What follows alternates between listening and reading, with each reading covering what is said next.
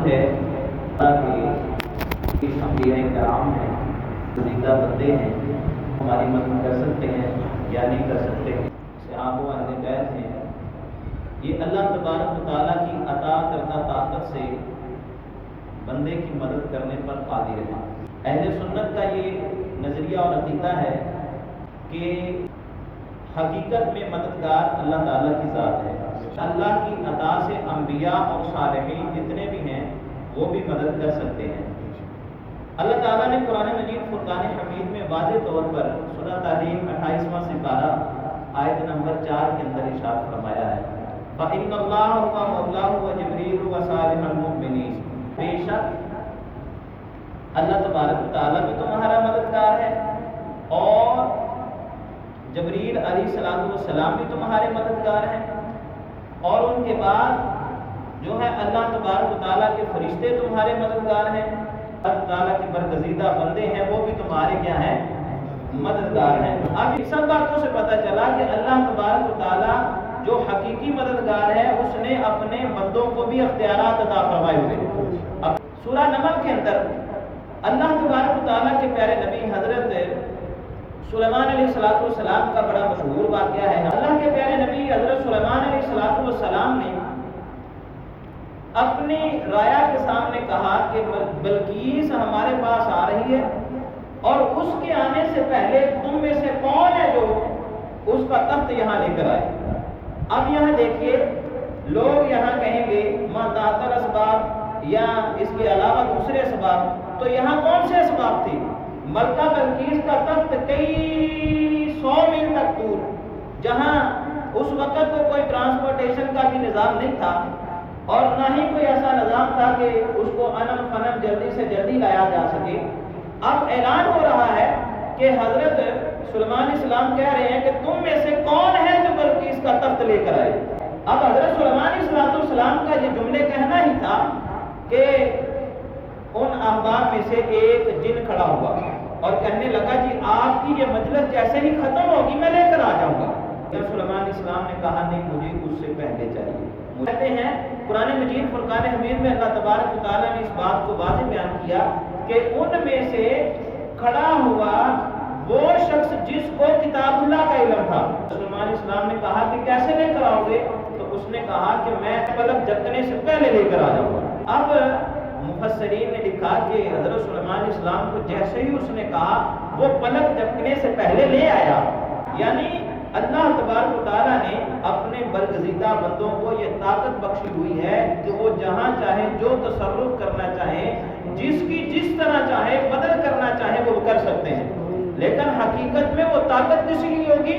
وہ اللہ کی طاقت ہوگی. اللہ تبارک و تعالیٰ نے اپنے بندوں کو اختیار عطا فرمایا ہوا ہے.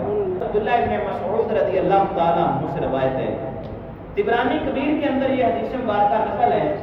فرماتے ہیں میرے آقا کریم صلی اللہ تعالیٰ علیہ وسلم جب تم میں سے کسی کا جانور زمین میں گم ہو جائے تو اعلان کرے یا عبادی اعینونی، اے اللہ کے بندوں میری مدد کرو، جبکہ وہاں کوئی بندہ موجود نہ ہو. جب تم یہ کہو گے تو اللہ تبارک و تعالیٰ نے وہاں زمین پر اپنے بندے مقرر کیے ہوئے ہیں، وہ اس جانور کو روکیں گے اور وہ اس بندے کو مل جائے گا. اب یہ ایک حدیث مبارکہ ایک کتاب کا حوالہ ہے اور دوسری کتاب، اور یہ امام طبرانی جو ہے 360 سنہ ہجری کے متوفہ ہے. آپ کا 360 سنہ ہجری میں انتقال ہوا، یعنی نبی کریم صلی اللہ علیہ وسلم کے قریب والے ہیں. اور اگلی روایت سنیے، امام بخاری اور مسلم کے استاد مصنف ابن ابی شیبہ کے اندر یہ حدیث نقل کر کے اس کو سند کے ساتھ سے بھی کہتے ہیں کہ یہ جو سند اس کی ہے بالکل ثقہ ہے اور بالکل صحیح ہے اور یہ رائج ہے. اور اس کا صفحہ نمبر جو ہے وہ جو میرے پاس ہے مکتبہ رشیدیہ کا 116 صفحہ اور جلد نمبر ہے اس کی 7. اس کے اندر بھی یہ حدیث مبارکہ نقل ہے کہ جب تمہاری کوئی سواری جہاں کوئی موجود نہ ہو، یہ حدیث مبارکہ ہے، فرمایا کہ اللہ تبارک و تعالیٰ نے اپنے فرشتے جو ہیں زمین پر مقرر کیے ہوئے ہیں، جو درختوں کے پتے جھڑتے ہیں وہ ان کو بھی لکھتے ہیں. فرمایا جب تم کسی ویرانے میں ہو اور تمہاری سواری گم ہو جائے تم کہو یا عبادی، اے اللہ کے بندو اعینونی میری مدد کرو، تو وہ تمہاری ضرور مدد کریں گے. امام نبوی جنہوں نے بخاری اور مسلم کی شرح لکھی ہے، اپنی کتاب الاذکار اس حدیث مبارکہ کو نقل کرتے ہوئے امام نووی علیہ رحمہ لکھتے ہیں کہ ہمارے جو شیوخ ہیں، جو ہمارے اساتذہ ہیں، کہتے ہیں جب ان کے تک یہ حدیث مبارکہ پہنچی تو انہوں نے اس کے اوپر عمل کیا۔ وہ کس طرح عمل کیا؟ کہتے ہیں ہمارے اساتذہ سے یہ بات نقل ہے اور ہمارے اساتذہ نے بتائی ہے کہ جب ہم ویرانے میں گئے اور ہماری سواری جو ہے ہم سے جدا ہو گئے تو کہتے ہیں ہم نے پکارا یا عبادی اینونی، یا عبادی اینونی، اے اللہ کے بندو ہماری مدد کرو، اے اللہ کے بندو ہماری مدد کرو۔ تو اللہ تبارک و تعالیٰ نے جو ہماری جو گمشدہ سواری تھی وہ ہمیں مل گئی۔ وہ امام احمد بن حنبل علیہ رحمہ نقل کرتے ہیں، فرماتے ہیں میں حج کو جا رہا تھا اور اکیلا تھا اور پیدل جا رہا تھا، راستے میں جب میں جا رہا تھا تو مجھے رستہ بھول گیا، پھر میں نے پکارنا شروع کیا یا عبادی اینونی، یا عبادی اینونی۔ وہ کہتے ہیں میں پکارتا گیا یہاں تک کہ میں صحیح رستے کی طرف لوٹ آیا۔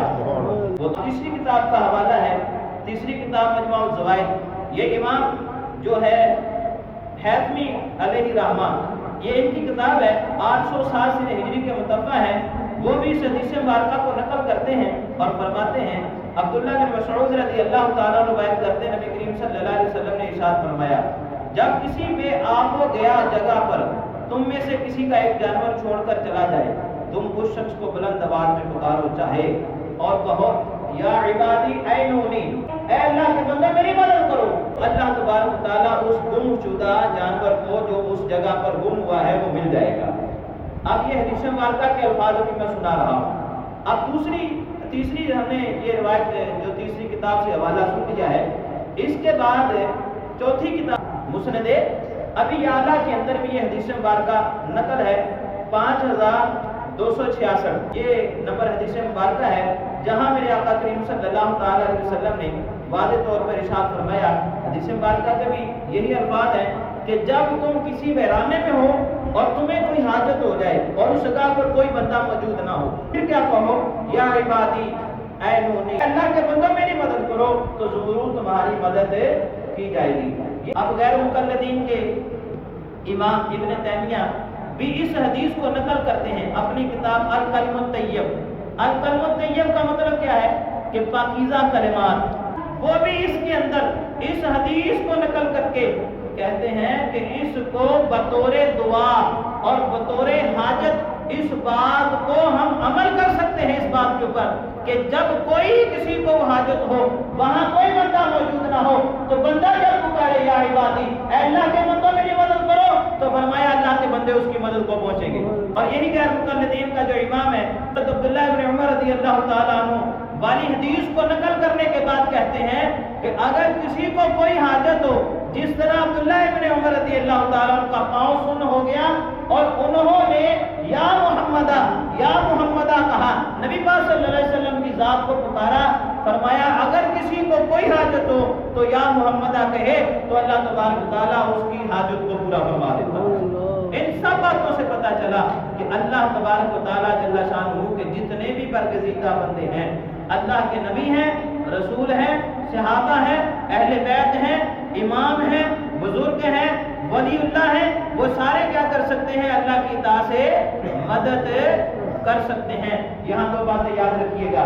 پہلی بات، اگر انبیاء کرام ہماری مدد کریں اور وہ خلاف عادت ہو، ان سے وہ چیز ظاہر ہو تو اسے معجزہ کہتے ہیں، اور اسی طرح اگر اولیاء صالحین سے یہی بات سرزد ہو اور وہ خلاف عادت ان سے کوئی بات ظاہر ہو تو اسے کیا کہتے ہیں؟ کرامت کہتے ہیں۔ اس سب باتوں سے پتہ چلا کہ اللہ تبارک تعالیٰ کے جتنے بھی برگزیدہ بندے ہیں وہ مدد بھی کر سکتے ہیں، مدد کو پہنچ بھی سکتے ہیں اور ان سے مدد طلب بھی کی جا سکتی ہے۔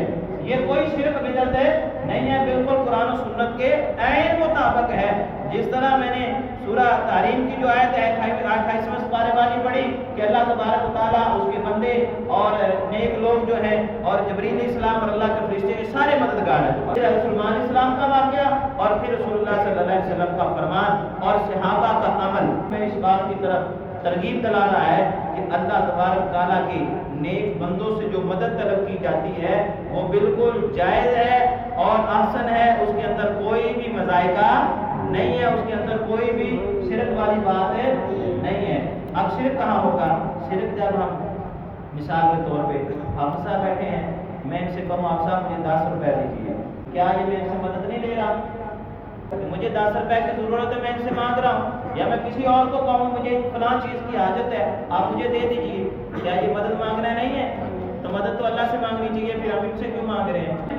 اس بات کا جواب یہ ہوگا کہ جب ہم اللہ کی بارگاہ میں دعا مانگتے ہیں، اللہ کی بارگاہ میں مدد طلب کرتے ہیں تو اس کو معبود سمجھ کے کرتے ہیں، لیکن اگر آپ صاحب سے مانگیں گے یا کسی اور بندے سے مانگیں گے تو ان کو ہم معبود تو نہیں سمجھیں گے، لیکن ہم یہ کہیں گے ان کو اللہ نے دیا ہوا ہے، وہ ان کے دیے سے دے رہے ہیں۔ تو جب اللہ کے دیے سے ہمیں یہ دے رہے ہیں تو اللہ کے جتنے بھی برگزیدہ نیک بندے ہیں، صالحین ہیں، جب ہم ان سے مانگیں گے تو نظریہ بھی یہی ہوگا کہ اللہ تبارک و تعالیٰ کے جتنے بھی برگزیدہ بندے ہیں وہ اللہ کی عطا کردہ طاقت سے بندوں کی مدد کر سکتے ہیں اور کرتے بھی ہیں۔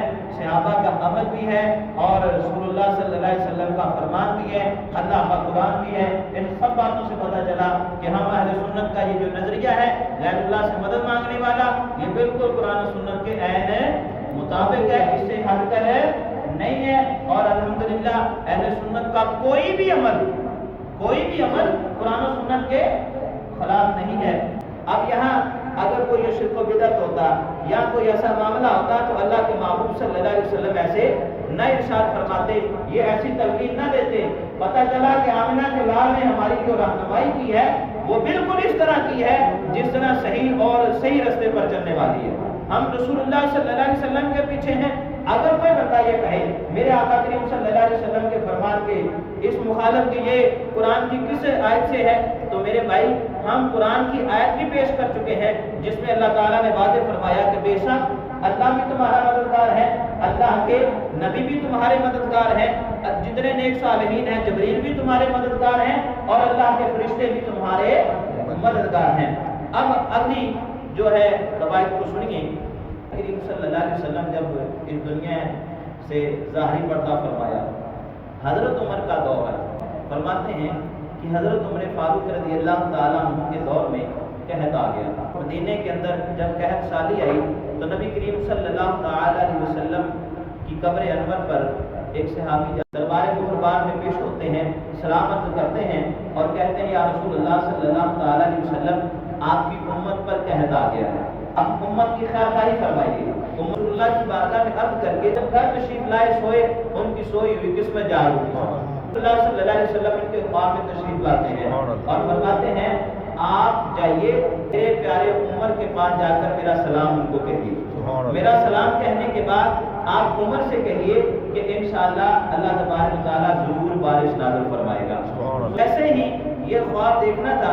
اس کے بعد رسول اللہ صلی اللہ علیہ وسلم کے حکم کے مطابق وہ صحابی حضرت عمر فاروق رضی اللہ تعالیٰ عنہ کے پاس جاتے ہیں اور جا کر عرض کرتے ہیں یا امیر المؤمنین، مجھے خواب میں رسول اللہ صلی اللہ علیہ وسلم نے آ کر آپ کو سلام کہا ہے اور بشارت دی ہے کہ انشاءاللہ ضرور بارش ہوگی۔ آتے ہیں جملے کہنے تھے، کچھ دیر کے بعد اللہ تبارک و تعالیٰ نے مدینہ پاک میں بارش نازل فرمائی۔ نابینا صحابی تھے، رسول اللہ صلی اللہ علیہ وسلم کی بارگاہ میں حاضر ہوئے، عرض کیا یا رسول اللہ صلی اللہ علیہ وسلم میرے لیے دعا فرمائے کہ اللہ تعالیٰ مجھے آنکھیں عطا فرما دے۔ اللہ صلی اللہ تعالیٰ علیہ وسلم نے فرمایا اے اللہ کے بندے صبر کر، اللہ تجھے اجر دے گا۔ فرمایا کہ یا رسول اللہ آنکھیں بھی لینی ہے، آپ میرے لیے کوئی دعا فرما دیں۔ نبی کریم صلی اللہ علیہ وسلم نے فرمایا میں تمہیں ایسی کوئی دعا نہ سکھا دوں جو تم مانگو اور تمہاری جو بینائی ہے واپس آ جائے۔ فرمایا یا رسول اللہ آپ حکم فرمائے مجھے وہ دعا یاد فرما دیں۔ نبی کریم صلی اللہ علیہ وسلم نے فرمایا پہلے جاؤ گھر کے اندر وضو کرو، رکعت نماز پڑھو، دو یوں کہو اللہم انی اسألک واتوجہ الیک بمحمد النبی رحمہ یا محمد۔ فرمایا یا محمد انی قد توجہت بک الی ربی فی حاجت ہذہ المقدار اللہم شفیع فی۔ فرمایا اے اللہ میں تجھ سے سوال کرتا ہوں اور یا محمد صلی اللہ علیہ وسلم بلا شبہ آپ کے وسیلہ جلیلہ سے اپنے رب کی طرف متوجہ ہوتا ہوں، اپنی اس حاجت میں پوری ہو جائے۔ اے اللہ میرے حق میں حضور کی شفاعت قبول فرما۔ آتے ہیں جب وہ اپنے گھر میں گئے اور جا کر انہوں نے یہ وظیفہ کیا تو اللہ تبارک و تعالیٰ نے ان کو آنکھیں عطا فرمائیں۔ نبی پاک صلی اللہ علیہ وسلم کے وسیلے سے اور سرکار کو متوجہ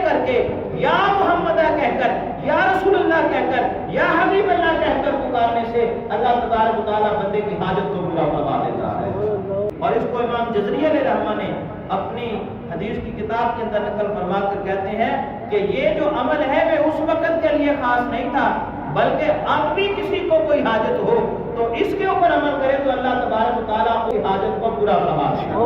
اور دوسری کتاب حسن حسین کے اندر محدث حسین جزری علیہ رحمہ نے دوسری جگہ نقل فرمایا اگر کوئی بندہ اس حدیث کے اوپر عمل کرتے ہوئے اپنی حاجت اسی طرح اللہ کی بارگاہ میں پیش کرتا ہے تو اللہ تبارک و تعالیٰ اس بندے کی حاجت کو پورا فرماتا ہے۔ حضرت کعب بن حمزہ رضی اللہ تعالیٰ عنہ کی لڑائی جو کرنا کے اندر ہوئی، اس وقت حضرت کعب پکارتے رہے۔ حضرت کعب رضی اللہ تعالیٰ عنہ صحابی رسول ہے، فرماتے ہیں لڑائی کے دوران یا محمد یا محمد یا نصر اللہ انزل، فرماتے ہیں اے محمد مصطفیٰ، اے محمد مصطفیٰ صلی اللہ علیہ وسلم، اے اللہ کی مدد نازل فرما۔ تبارک تعالیٰ نے ان کی مدد فرمائی۔ اور آگے سنیے امام اعظم ابو حنیفہ علیہ رحمہ اللہ تبارک تعالیٰ کے پیارے محبوب صلی اللہ علیہ وسلم کی بارگاہ میں عرض کر رہے ہیں، اے پیشواؤں کے پیشوا، میں دلی ارادے سے آپ کی بارگاہ میں آیا ہوں، آپ کی رضا کا امیدوار ہوں اور اپنے آپ کو آپ کی پناہ میں دیتا ہوں۔ اور علامہ جامی علیہ رحمہ آپ فرماتے ہیں جدائی سے عالم کی جان نکل رہی ہے، یا نبی اللہ رحم فرمائیے کیا آخر آپ رحمت للعالمین نہیں ہیں؟ تشریف لے آئیے، ہم محروموں کی مدد فرمائیے۔ حضرت عمر فاروق رضی اللہ تعالیٰ عنہ سے ایک اور روایت ہے جس کو امام بخاری کی کتاب ہے الادب المفرد، بخاری اس حدیث مبارکہ کو نقل کرتے ہیں، فرماتے ہیں حضرت عبداللہ ابن عمر رضی اللہ تعالیٰ عنہ آپ کا پاؤں سن ہو گیا۔ حضرت عبداللہ ابن عمر رضی اللہ تعالیٰ عنہ پاس میں ایک آدمی بیٹھا ہوا تھا، آپ نے کہا کہ میرا پاؤں سن ہو گیا ہے، تو اس شخص نے کہا کہ آپ جس شخصیت سے سب سے زیادہ پیار کرتے ہیں آپ ان کو پکاریے۔ اس وقت حضرت عبداللہ ابن عمر رضی اللہ تعالیٰ عنہ کیا کہتے ہیں؟ کہتے ہیں یا محمد یا محمد یا محمد۔ جیسے ہی انہوں نے یہ جملے کہے اسی وقت ان کا سویا ہوا پاؤں درست ہو جاتا ہے۔ اس کی سند کے اوپر جو راوی ہیں وہ لکھتے ہیں کہ عمل اللیل والیوم، اس کے امام سنی نے بھی اس کو نقل فرمایا اور کہتے ہیں اس کی حدیث بالکل صحیح ہے، اور مزید اس کے شارح جو ہیں وہ اس کو نقل کرنے کے بعد کہتے ہیں یہ جو جہاں آقا کریم صلی اللہ علیہ وسلم کو پکارا جا رہا ہے یا محمدہ کہہ کر، یہاں جو یا محمد کا ذکر کرنا اور آپ کو یاد کرنا مقصود ہو تو وہ بالکل جائز ہے، جیسا کہ امام بخاری علیہ رحمہ نے اس بات کو نقل کیا اور عبداللہ ابن عمر نے یہ بات بیان کر کے نقل دیا کہ رسول اللہ صلی اللہ علیہ وسلم جب دنیا سے چلیں گے، ان کے جانے کے بعد جب یا محمد کہہ کر پکارا جائے گا تو میرے آقا کریم صلی اللہ علیہ وسلم ان کی پکار کو سنیں گے بھی اور ان کی مدد بھی فرمائیں گے۔ کہتے ہیں زمین کے اوپر 7 ہڈیوں کا لگنا، ہمارا ماتھا، ہمارے دونوں ہاتھ، گھٹنے اور ہمارے پاؤں زمین پر لگے ہوں، اس کو کہتے ہیں سجدہ۔ اگر کوئی مزار پر جا کر ویسے جھکتا ہے یا اگر کوئی چومتا ہے یہ سجدے کی حالت نہیں ہے۔ اب کوئی بندہ واقعتاً کسی طرح جا کر سجدہ کرتا ہے تو اس میں بھی 2 باتیں ہیں۔ اگر تو وہ جو صاحب مزار ہیں ان کو تعظیماً سجدہ کر رہا ہے، حرام کا مرتکب ہے، کبیرہ گناہ کر رہا ہے، اگر کوئی معبود سمجھ کر کرے گا تو وہ کافر ہو جائے گا۔ اب مزار کے اوپر حاضری کی تعلیمات میں سے کیا ہے؟ ہمارے آقا اعلیٰ حضرت شاہ امام محمد رضا خان رحمہ کہتے ہیں کہ جب تم کسی مزار پر جاؤ تو قبر سے 4 ہاتھ پیچھے کھڑے ہو جاؤ، پھر اللہ تبارک و تعالیٰ کی بارگاہ میں، بزرگوں کی بارگاہ میں دعا کرو۔ یہ ہے طریقہ صحیح کا۔ اب کوئی جاہل بندہ وہاں جا کر سجدے کی حالت بنا لے یا کوئی خرافات کرے تو اس کا اہل حق اہل سنت سے کوئی تعلق ہے، وہ اس کا ذاتی عمل ہے۔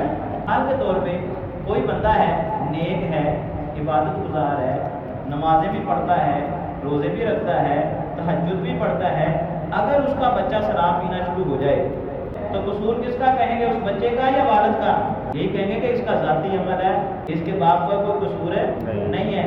اسی طرح اگر کوئی عمل کرتا ہے تو اس کا ذاتی عمل ہے یا اس کی جہالت ہے، اس کا اہل سنت سے کوئی تعلق ہے نہیں ہے۔ دوسرا ایک سوال آیا ہے آج کل میڈیا کے اوپر، یہ طوفان بدتمیزی شروع کیا ہوا ہے حضرت امیر معاویہ رضی اللہ تعالیٰ عنہ کے بارے میں۔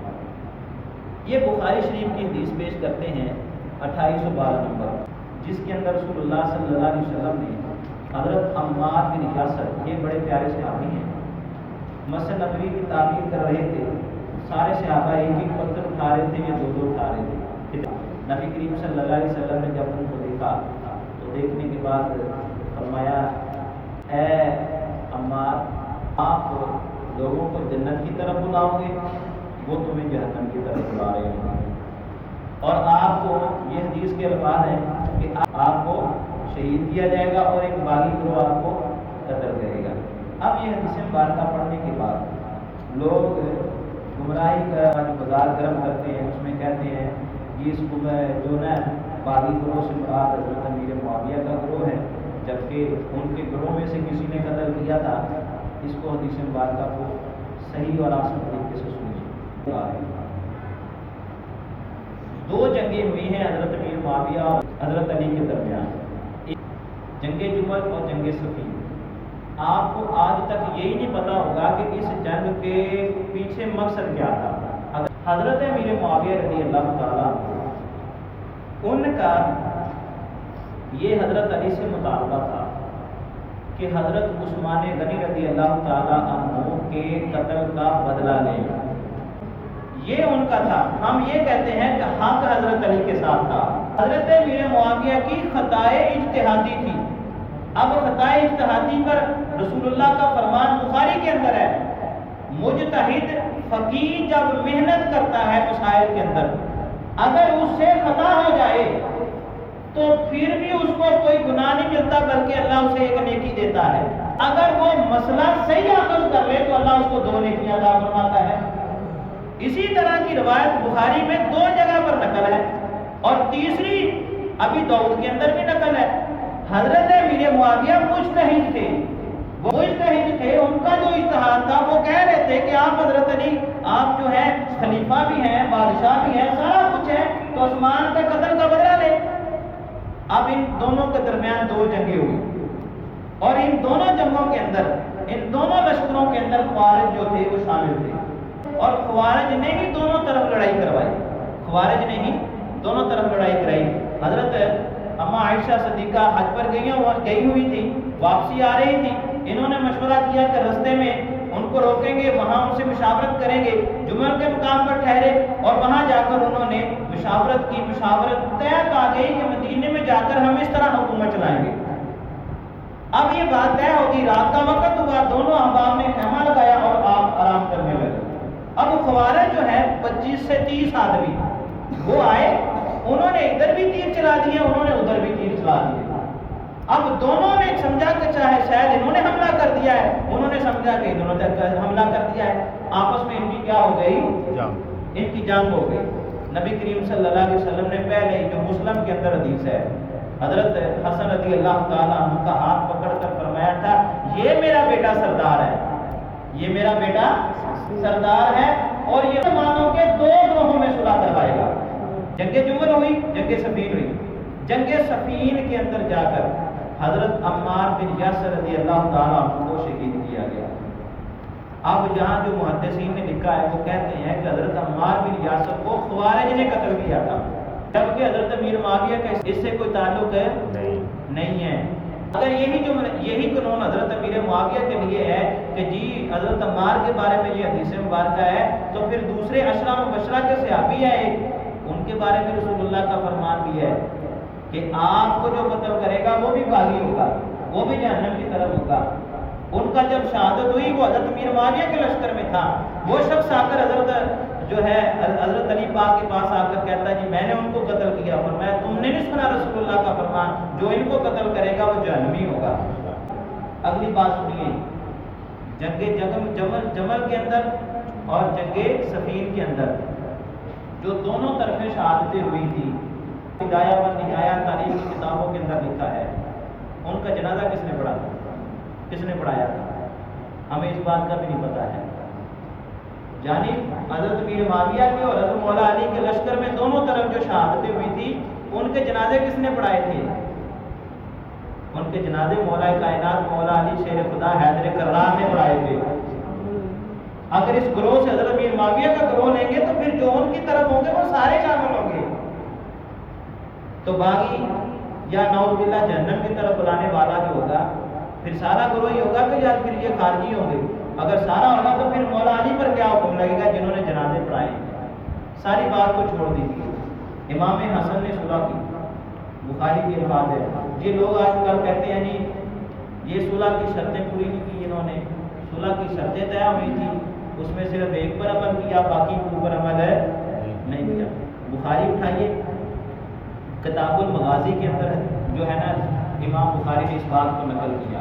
فرماتے ہیں امام حسن بھی لشکر لے کر آئے, حضرت امیر معاویہ کا بھی لشکر تھا. دونوں کے لشکر آئے, آ کر آمنے سامنے ہوئے اور صلح کے لیے ایک دوسرے کو کہا گیا.